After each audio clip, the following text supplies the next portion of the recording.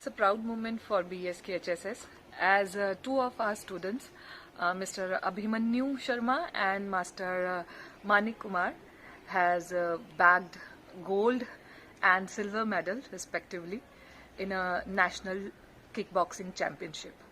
It's for an holistic overall development of a child.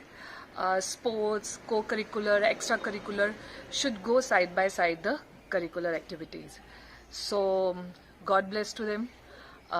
Congratulate both of the students, to their parents and to their coach, Mr. Sahil Singh Sambyal. जैसा कि आप जानते हैं, पिछले कई सालों से भारत में फिट इंडिया मूवमेंट का जो नारा है भारत सरकार ने दिया हुआ है। जब से फिट इंडिया मूवमेंट का नारा दिया है तब से आप ये लगा लो कि भारत में युवाओं का जोश देखने से ही बनता है। मैं अपने स्कूल टाइम की बात करूं व्यूअर्स, तो मैंने तो आज तक जो किताबों में पढ़ा और जो रियल सेंस में जो चीज़ें हमें पढ़ाई जाती थी उनको मैंने प्रैक्टिकली अपनी लाइफ में कहीं इम्प्लीमेंट होते हुए नहीं देखा। जैसे मैं अगर मैथ्स की बात करूं तो मैथ्स में मैंने जितने फार्मूले पढ़े, जितना कुछ भी मैंने सीखा, वो मेरे प्रैक्टिकली जीवन में कहीं भी काम नहीं आया। मुझे काम क्या आया?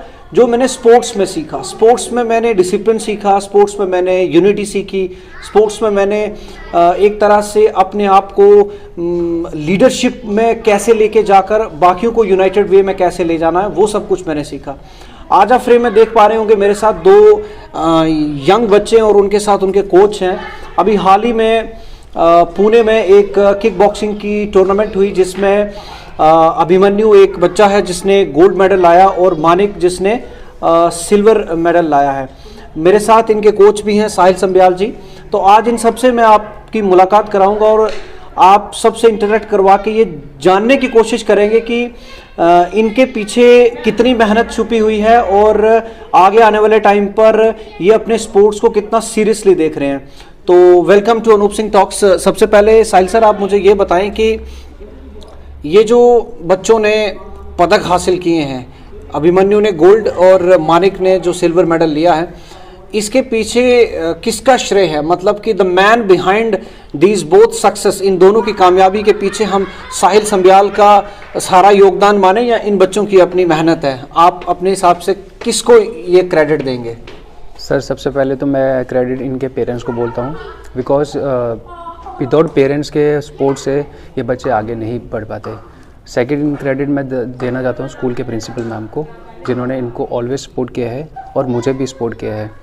एंड थर्ड क्रेडिट जो है इनके खुद की मेहनत भी है, क्योंकि श्रेय सारा ये बोलते ना कि कोच को श्रेय ज़्यादा है, वैसा नहीं है, श्रेय बच्चों का भी ज़्यादा है, बिकॉज उन्होंने हार्ड वर्क किया।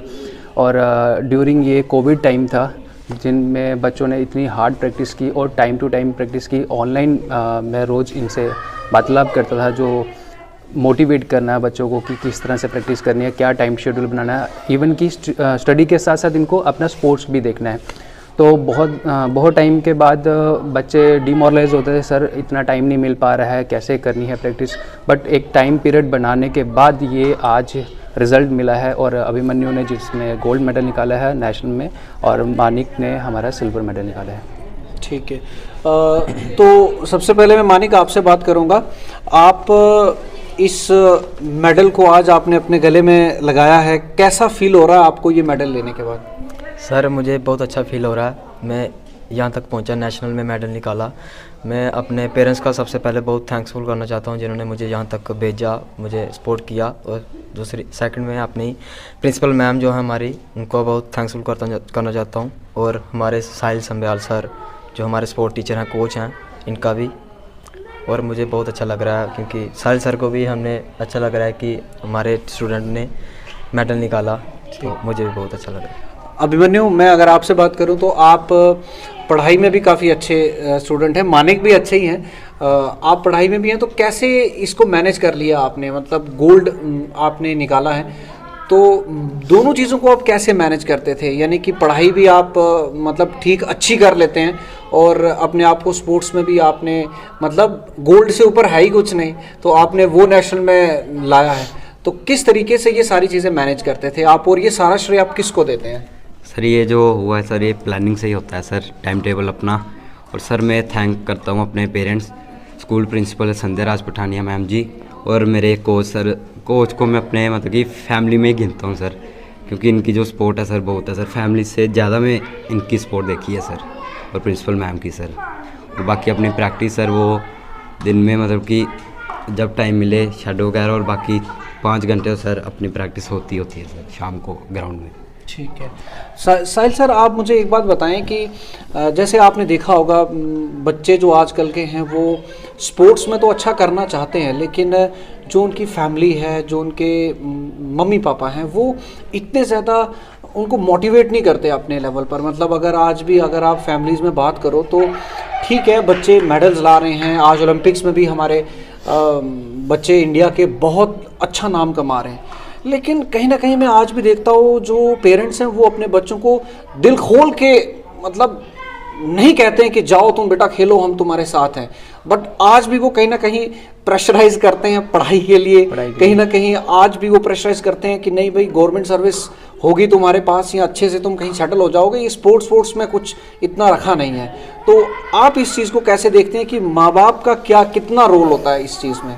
जो ट्रेंड है कि पेरेंट्स को मोटिवेट करने के लिए कोई भी नहीं है, उनको पता नहीं है कि गेम की वैल्यू क्या है। जैसे कोच ही अगर उनको बताएं कि गेम की वैल्यू क्या है, आगे इंपॉर्टेंस क्या है, जैसे स्टडी इतनी इंपॉर्टेंट होगी, और अगर कॉलेज में भी एडमिशन लेनी हो तो उनको स्कॉलरशिप के अकॉर्डिंगली और उनको उसके पास सर्टिफिकेट होगे, वो उसके बेस पे अपनी स्टडी कंटिन्यू कर सकता है। पंजाब स्टेट की बात करें जहाँ पे स्पोर्ट्स को मतलब सेकंड इन कमांड रखा जाता है, मतलब हर घर में वहाँ पे एक स्पोर्ट्समैन आपको दिखेगा, और वहाँ की सरकार भी दिल खोलकर उनका जो पूरा उनका ख्याल रखती है। हमारे बच्चों को ट्रेनिंग से लेकर, मतलब ट्रेनिंग से लेकर, आप बुरा ना मानिए, ट्रेनिंग से लेकर उनकी फाइनल सिलेक्शन तक और फाइनल वहाँ उनको ले जाने तक, आने जाने तक का खर्चा बच्चों को खुद उठाना पड़ता है। तो आपको इसमें क्या लगता है कि जो हमारी गवर्नमेंट है उसको थोड़ा सा इनिशिएट करके बच्चों को करना चाहिए कंपनसेट कि नहीं करना चाहिए? सर जैसा कि आपने अभी बताया कि अदर स्टेट की बात करते हैं, वहाँ पे बच्चों को बहुत मोटिवेट किया जाता है। अगर वो बच्चे नेशनल में मेडल निकालते हैं उन्हें स्कॉलरशिप मिलती है वहाँ पे, और मतलब कि अलग तरीके से ट्रीट किया जाता है, एक बहुत ही हाई लेवल के तरह से। और हमारे यहाँ पे स्पोर्ट्स को, जैसे आपने बताया कि भानु प्रताप जो वुशु के प्लेयर हैं जिन्होंने एशियन में मेडल निकाला है, एंड अगर गवर्नमेंट ने उनसे वादा किया है तो उस चीज़ को वो फुलफ़िल करना चाहिए गवर्नमेंट को, बिकॉज उसका रीज़न ये है कि अगर वो फुलफ़िल नहीं कर पाएंगे तो आने वाले टाइम पे जो यूथ आगे अपना रिज़ल्ट दे रहा है स्पोर्ट्स में, तो वो आहिस्ता आहिस्ता वो ख़त्म हो जाएगा। तो एशियन में हमारे जितने भी मेडलिस्ट हैं वो 20 ईयर्स के बच्चे थे, 25 ईयर्स के, बहुत ही छोटे बच्चे हैं जिन्होंने मेडल निकाला है। तो अगर गवर्नमेंट हमें बहुत ज़्यादा सपोर्ट करे, अगर कोचेज़ को सपोर्ट करती है, तो आने वाले टाइम पे हमारे और भी बच्चे यहाँ से नेशनल लेवल पे, इंटरनेशनल लेवल पे मेडल निकाल सकती है और हमारे इंडिया का नाम रोशन हो सकता है। ठीक है। मानिक, आप मुझे ये बताओ कि कितने सारे स्पोर्ट्स हैं? क्रिकेट है, बैडमिंटन है, स्पीड बॉल है, हॉकी है, कितने सारे स्पोर्ट्स हैं। आपने किक बॉक्सिंग की क्यों चूज़ किया? क्लास में कहीं इसका ज़्यादा इस्तेमाल तो नहीं करते थे अपने दोस्तों के लिए? सर मुझे बाकी गेमों में भी इंटरेस्ट है, लेकिन जो मैं सबसे मुझे लगता है कि ये मैं खेल सकता हूँ आगे, मैं इंटरनेशनल लेवल से आगे जा सकता हूँ, आगे खेल सकता हूँ, तो मुझे ये किक बॉक्सिंग लगती है। क्योंकि हमारे सर जो हैं वो हमें ये इसी चीज़ के कोच हैं, स्पोर्ट्स के, मतलब कि वुशु के, किक बॉक्सिंग, नेशनल इंटरनेशनल के मेडल निकालना चाहता हूँ, आगे बढ़ना चाहता हूँ। ठीक है। अभिमन्यु, आप मुझे एक चीज़ बताओ कि जैसे आपने हर तरीके से हर जगह पर आपने हर इंसान को बोलते हुए सुना है, आप कहीं ना कहीं ये भी सुनते होंगे कि बेटा स्पोर्ट्स तो खेल रहे हो, बहुत अच्छा है, लेकिन पढ़ाई भी उसके साथ साथ रखनी है।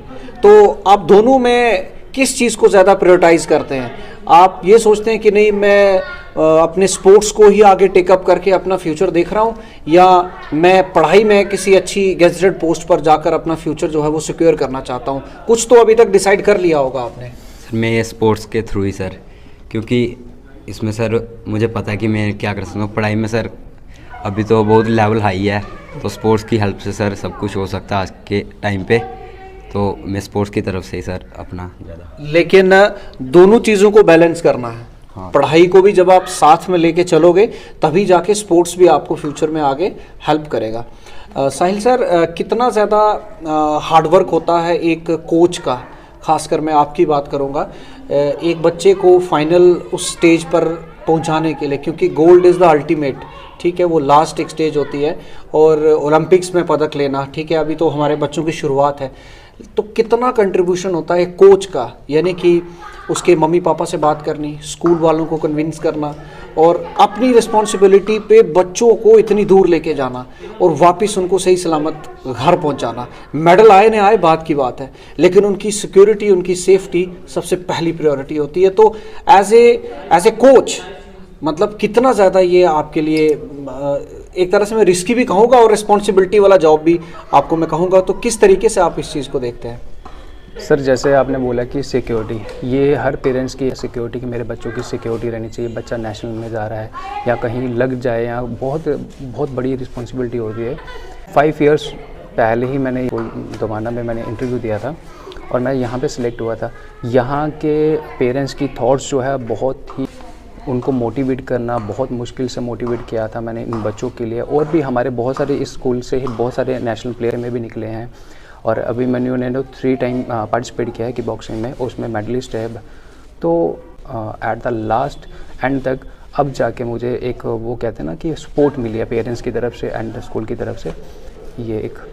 तो फाइनली अब आप आगे, आप क्या फ्यूचर आपका अपकमिंग प्लान है, आगे आने वाली कौन कौन सी टूर्नामेंट्स के लिए आप तैयारी कर रहे हो मानिक, और किस तरीके से आप अपना टाइम जो है वो मैनेज करते हैं, क्योंकि अभी आप दोनों 10th क्लास में हैं और अभी कुछ ही 1-2 महीने के मार्च में आपके एग्ज़ाम भी आने वाले हैं, तो किस तरीके से दोनों को बैलेंस करके चलते हैं? सर स्पोर्ट्स के साथ साथ पढ़ाई भी तो ज़रूरी है, उसके लिए भी टाइम निकालना पड़ता है और स्पोर्ट्स के लिए भी टाइम निकालना पड़ता है। टाइम टेबल हमने बनाया है कि सुबह स्कूल, ट्यूशन, फिर शाम को हम 5 बजे से लेकर रात 8 बजे तक हम ग्राउंड में प्रैक्टिस करते हैं। और आगे यही सोचा है कि वर्ल्ड चैम्पियनशिप, इंटरनेशनल लेवल तक जाएं, उधर जाके मेडल निकालें, अपने देश का नाम रोशन करें, और यही है सर। गुड। अभिमन्यु, आप ही किस तरीके से मैनेज करते हैं आप अपना सारा? सर मैंने सर सुबह जल्दी उठ के सर थोड़ी बहुत रनिंग करके सर पहले पढ़ लिया सर, फिर उसके बाद स्कूल आना, फिर इधर से ट्यूशन से सिर्फ बैग उतारा और दूसरा कपड़े की वगैरह चेंज किए और चले गए ग्राउंड प्रैक्टिस के लिए। वहाँ से थोड़ा लेट आना, फ्रेश होके सर खाना खा के फिर रात को पढ़ना सर, उसके हिसाब से अपना मैनेज किया। और सर मेरा ड्रीम है कि ओलंपिक गेम और एशियन गेम्स में सर गोल्ड लाना सर इंडिया के लिए। बहुत बढ़िया, बहुत बढ़िया। चलो, हम सबकी जो शुभकामनाएं हैं आप दोनों के साथ हैं, और हम यही चाहते हैं कि आगे आने वाले टाइम पे आप सिर्फ अपना नाम नहीं बल्कि पूरे भारत का नाम जो है वो रोशन करें। और साथ ही में मैं साहिल सर आपको भी मुबारकबाद देना चाहता हूं कि आपकी मेंटरशिप में ये दोनों बच्चों ने जो है वो मेडल्स लाए हैं। और मैं मुबारकबाद देना चाहता हूँ इस स्कूल की प्रिंसिपल मैडम संध्या राज पठानिया मैम जी को भी, जिन्होंने इन बच्चों को पूरे तरीके से मोटिवेटेड रखा, साहिल सर को सपोर्ट किया, और उन पेरेंट्स को भी मैं थैंक्स कहना चाहूँगा और कॉन्ग्रेचुलेट करना चाहूँगा जिन्होंने अपने बच्चों को बैकअप किया और फाइनली आज इन्होंने मेडल्स जो हैं वो लाए हैं। So thank you very much.